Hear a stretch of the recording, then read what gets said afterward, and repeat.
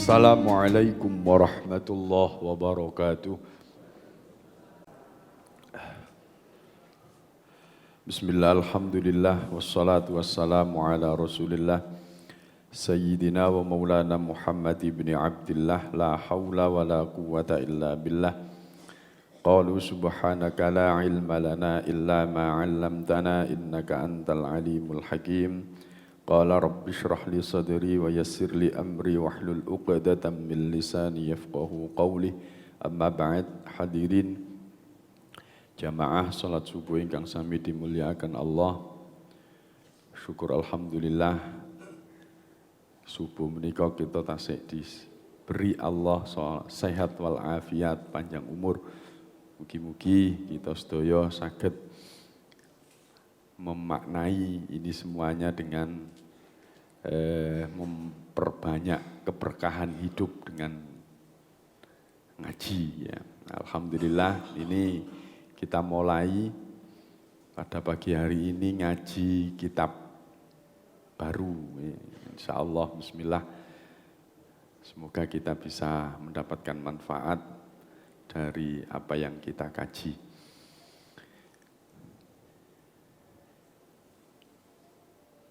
Yang kita kaji pada pagi hari ini adalah kitab Bulughul Maram. Bulughul Maram itu isinya adalah hadis-hadis ya, yang berkenaan dengan fikih, dengan ibadah.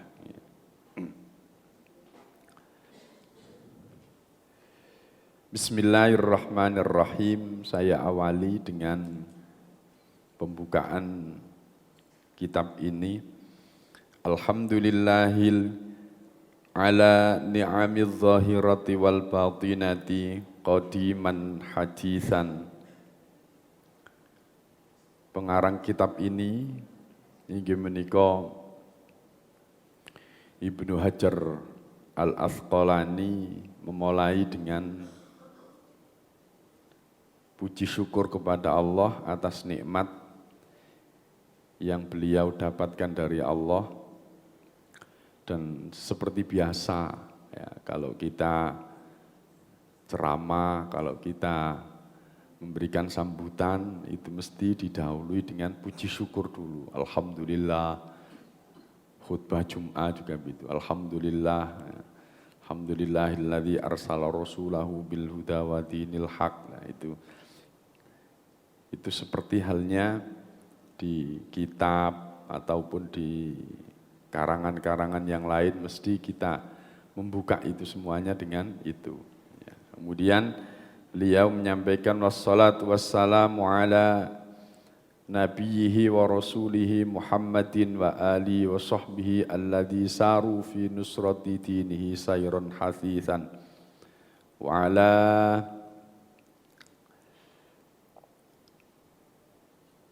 atba'ihim alladhina warithu ilmahum wal ulama warasatul anbiya akrim bihim warisan wa maurusan. Amma ba'd fa hadha mukhtasarun yashtamilu ala usulil adillatil hadithiyyati lil ahkami syar'iyyati harrartuhu tahriran balighan liyasira man yahfazuhu baina aqranihi nabighan wa yasta'inu bihi at-talibul mubtadi wa la yastaghni anhu ar-raghibu al-muntahi. Jadi kitab ini berisi tentang hadis yang menjelaskan tentang hukum-hukum syariat, hukum-hukum ibadah nanti ya. Kemudian hadirin jamaah rahimakumullah, Ibnu Hajar itu beliau juga banyak mengarang kitab-kitab yang terkenal, salah satunya ini kitab Bulughul Maram yang banyak dibaca oleh ulama-ulama kita. Berikutnya adalah ada kitab Fathul Bari ya. Itu kitab syarah dari kitab Sahih Bukhari. Ya. Ini yang cukup tebal dan banyak ini ya, Fathul Bari. Terus kemudian Tahdzibut Tahdzib, ya. Lisanul Mizan, Bulughul Maram, ya. Al-Isabah fi Tamyizi As-Sahabah, dan banyak sekali. Ya. Itu karangan-karangan beliau. Semoga kita semuanya bisa mendapatkan manfaat dari kalangan-kalangan beliau, dan juga semoga apa yang kita baca ini juga akan menjadikan jariyah bagi beliau yang telah mengkodifikasi daripada hadis ini. Waqad bayyantu aqiba kulli haditsin man akhrajahu minal a'immati li iradati nushil ummati fal muradu bis sab'ati. Hadirin, nanti di kitab ini, di akhir hadis-hadis yang disampaikan itu biasanya ada akhrajahu arba'ah, akhrajahu sab'ah, dan lain sebagainya. Nah, ini beliau menerangkan yang dimaksud dengan as-sab'ah itu siapa. Nah, itu. Jadi as-sab'ah itu hadis yang dikeluarkan oleh imam-imam, ya, Imam Ahmad, Imam Bukhari, Imam Muslim, Abu Dawud, Ibnu Majah, Tirmidzi, dan Nasa'i. Nah, itu imam yang 7. Ya. Jadi kalau nanti di hadis itu akhrajahu sab'ah, nah itu berarti hadis itu dikeluarkan oleh 7 imam itu, ya, imam-imam hadis yang terkenal. Wabis sittati, dan kalau ada disebutkan di situ akhrajahu sittah, itu adalah 6 ulama hadis yang mengeluarkan hadis yang sama. Siapa 6 ulama itu? Dari 7 ulama itu kecuali Ahmad, ya, kecuali Ahmad. Berarti Bukhari, Muslim, Abu Dawud, Ibnu Majah, Tirmidzi, Nasa'i. Itu 6 imam hadis.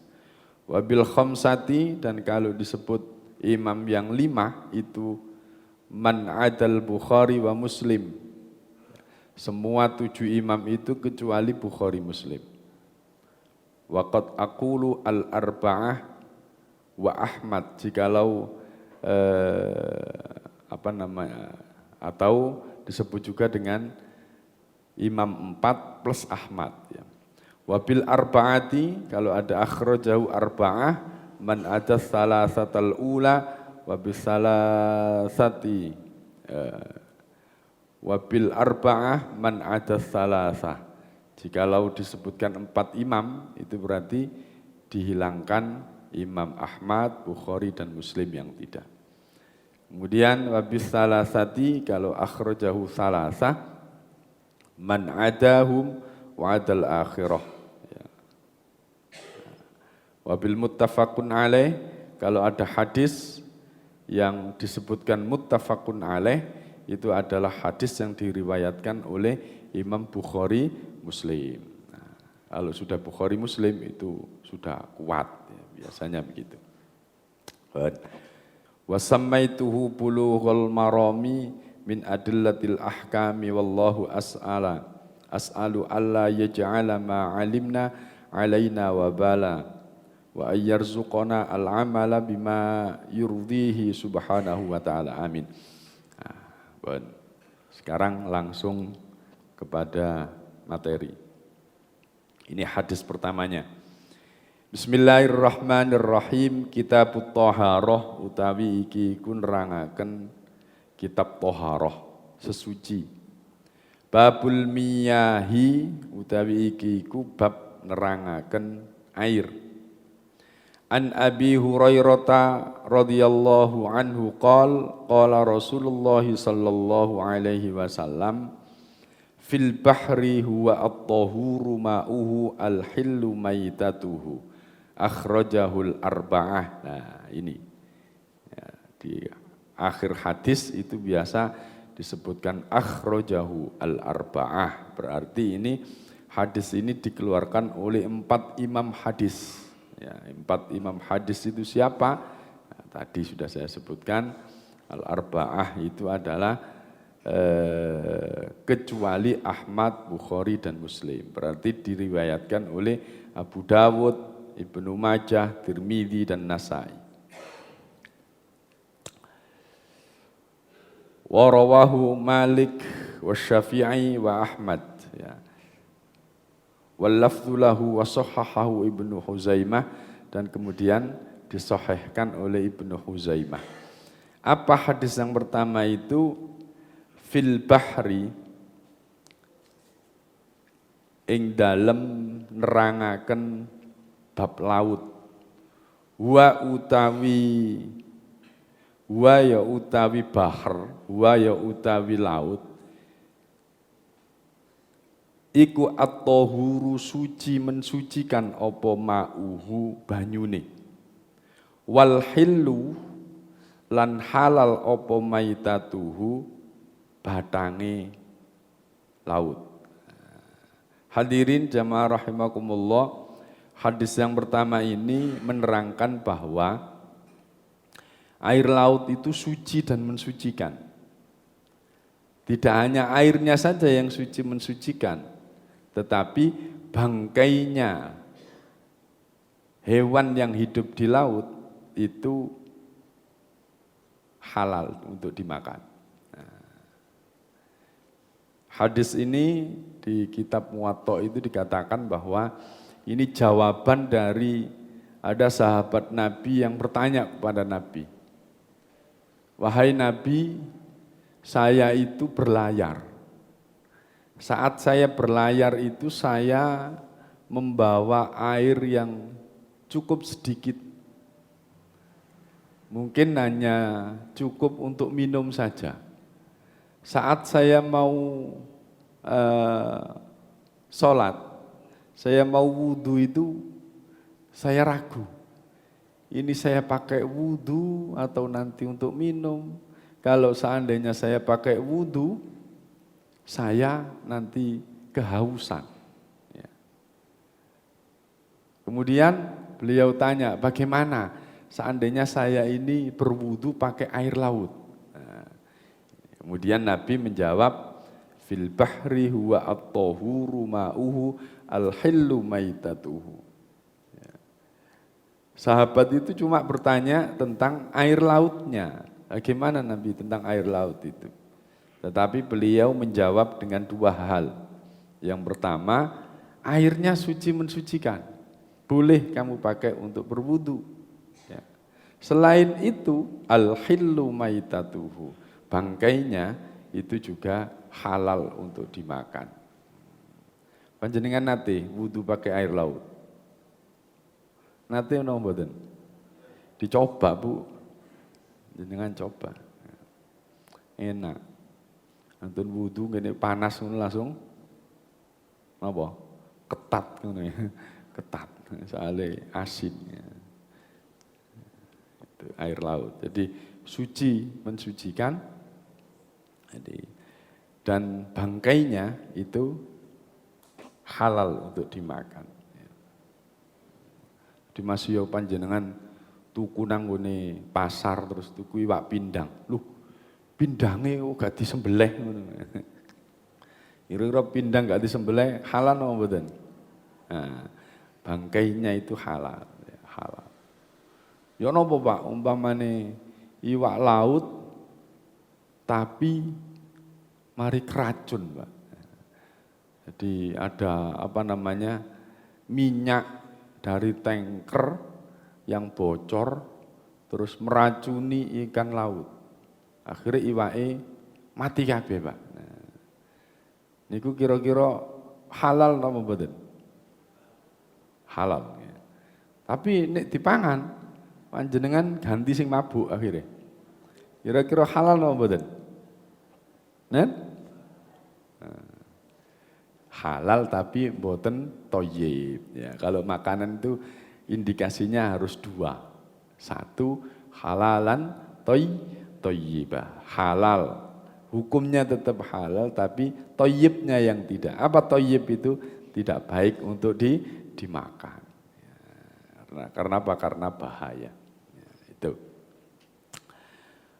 Hadis kedua, wa an Abi Sa'idil Khudri.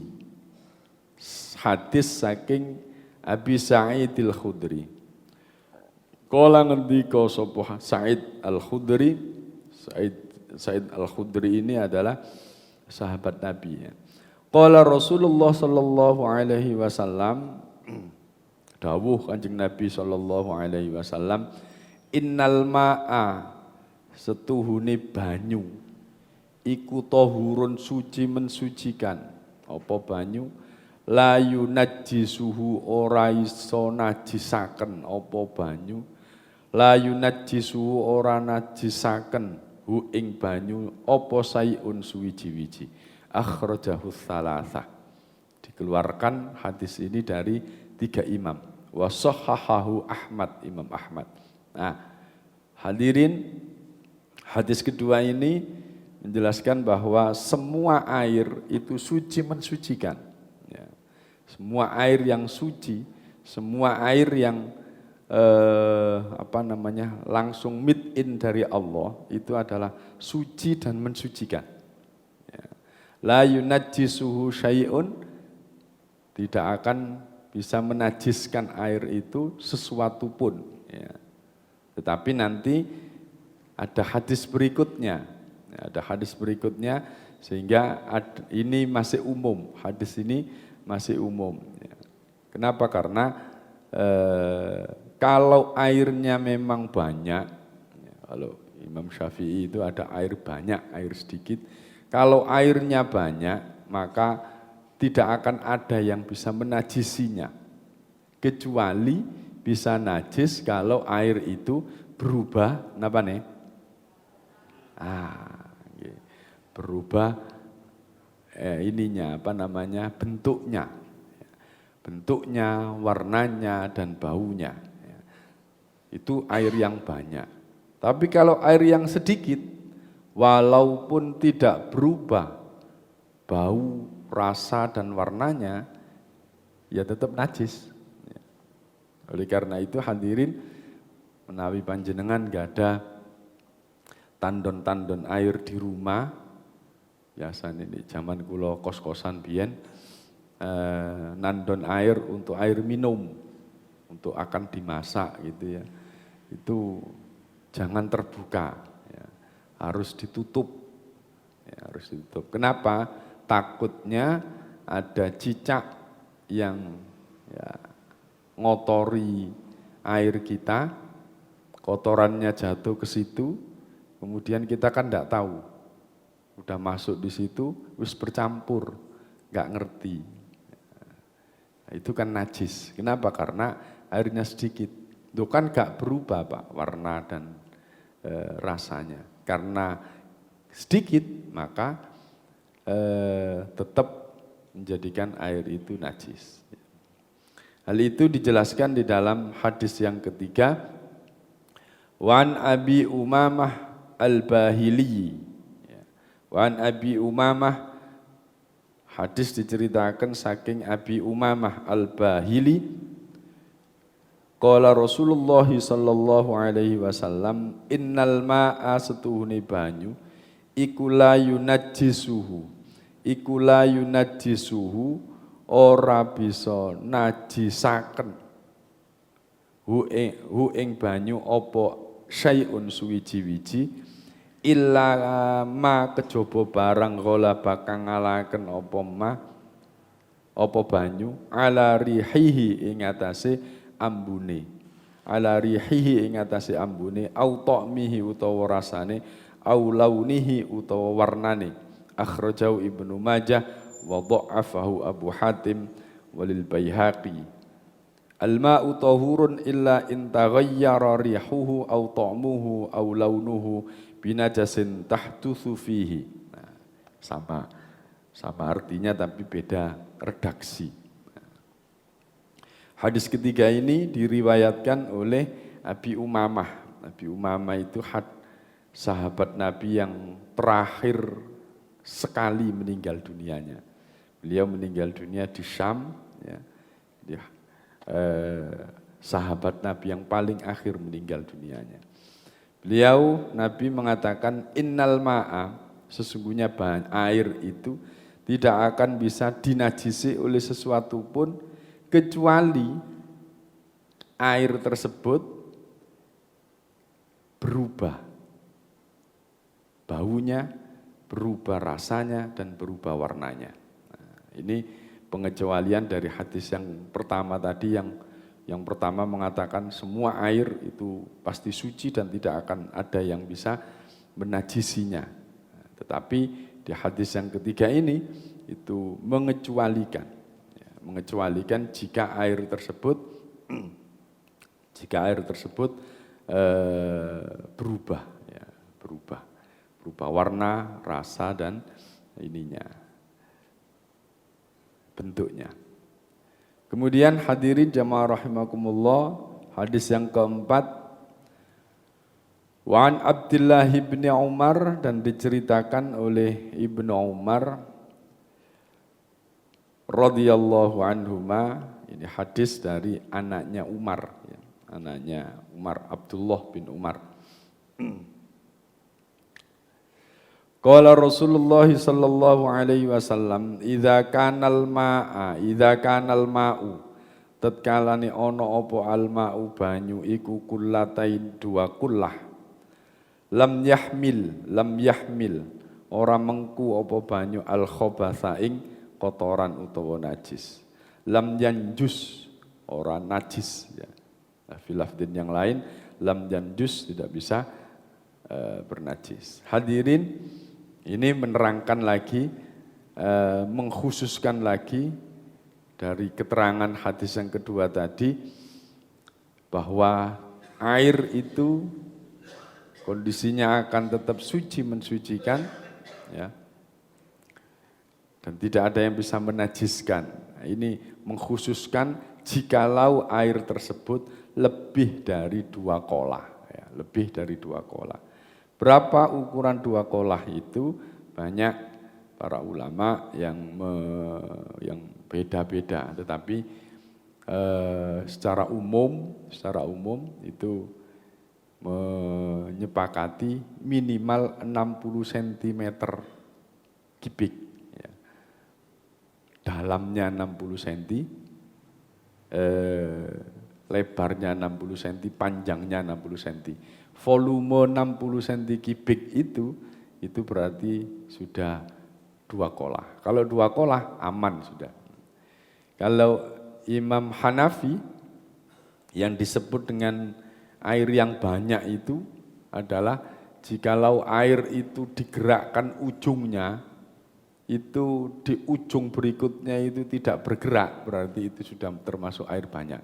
Misal air sak napa niku jeding. Nah, ini pojok kidule digerakno tidak sampai bergerak juga pojok lore, berarti air yang banyak. Kalau seperti itu ya memang banyak beneran, ya. Tapi kalau Imam Syafi'iyah itu cukup 50 kati, ya, ada istilah kati ukurannya itu. Kemudian diterjemahkan oleh ulama-ulama Indonesia itu, ada yang mengatakan 60 cm kubik. Ini panjenengan sik mamang ya wis sak meter persegi, sak meter napa? Kubik ngene, sak meter kubik. Panjangnya sak meter, lebarnya sak meter, dalamnya sak meter. Ya. Tapi ada yang mengatakan kurang dari itu, yaitu 60 cm kubik cukup. Itu sudah termasuk air yang banyak.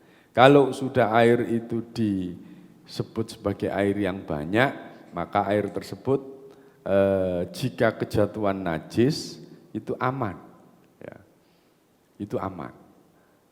Kecuali kalau air tersebut berubah warna, berubah rasa, dan berubah baunya. Terus hadirin jamaah rahimakumullah, dari 4 hadis yang kita baca ini Ini ada apa namanya? Kita tahu bahwa kalau air itu ya antara air yang kemasukan najis dengan air suci yang mengenai najis. Ya. Kalau air yang suci yang mengenai najis, maka air tersebut tidak akan berubah. Misal ada najis yang ada di meja kita, kita turui air, ya. Maka air ini yang ada di pegangan kita untuk nurui najis tadi itu tidak akan najis sampai air ini bisa menghabiskan najis itu dan kemudian air tersebut terakhir kalau sudah bersih mejanya itu diturui air itu jadi suci. Beda dengan air yang satu ceret ya, saceret terus keteblokan najis. Maka air yang ada di ceret itu najis semua. Tapi kalau air yang diceret itu dituruhkan kepada najis, maka air yang diceretnya akan tetap suci dan kemudian air yang menurui najis tadi itu ya, najisnya itu akan hilang dan kemudian bisa suci. Ini hubungannya dengan apa Pak? Panjenengan kalau jualan makanan atau kalau panjenengan beli makanan di pinggir jalan itu kan piringnya kan bekasnya orang.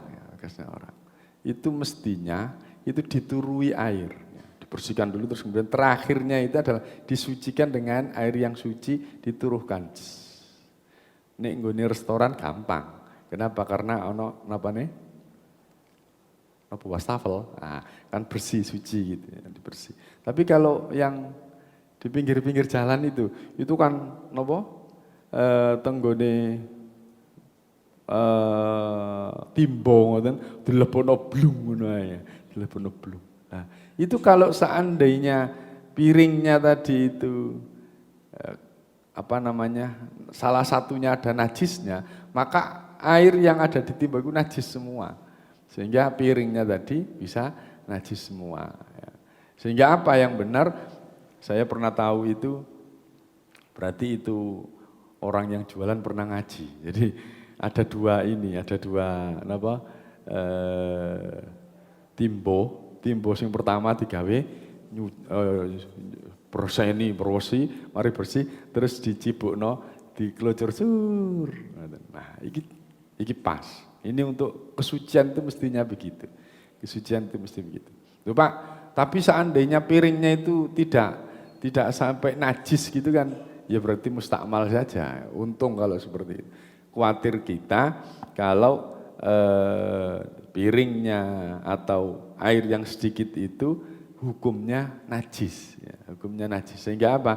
Piring yang kita pakai ini najis, nah ini berkembang kepada makanan kita pun juga najis. Mulane hati-hati hadirin jamaah rahimakumullah, lebih aman dibungkus saja. Nah, bungkus kan gak pakai menyuci. Sekarang di niku ada orang yang jualan itu pakai piring tapi piring sing arang-arang niku dikai kertas. Nah, itu bagus. Lebih baik seperti itu daripada piring dicuci, wah iki gak jelas ya. Lebih baik pakai piring itu tadi terus diberi ini. Nah, atau panjenengan lebih baik bungkus bungkus aman, bungkus taruh omah.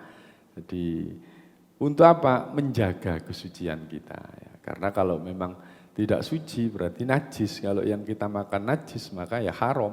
Walaupun makanan tersebut sumbernya halal, baik halal uangnya maupun halal dari semuanya, tetapi menjadi haram manakala makanan yang kita makan itu adalah najis.